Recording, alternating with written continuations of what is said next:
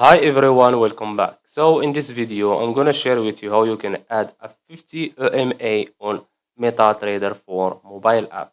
So just follow me and follow the steps. It's so easy and simple. So first of all, open your MT4 mobile app. Then make sure you are in the chart. Then after that, click on F icon here on the top center. Then click on the F plus. After that, go to moving average. And here on period, you can choose the period you want. So for the sake of this video, we're gonna choose 50. And here on method, make sure you are in exponential. So if you found yourself in simple, make it in exponential like this. And here you can choose the color you want. So let's say, for example, blue.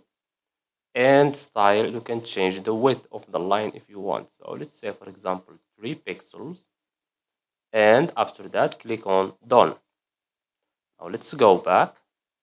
And as you can see, this is our EMA 50. So I hope you found this video helpful. Don't forget to give us a like and subscribe. Thanks for watching and see you in the next one.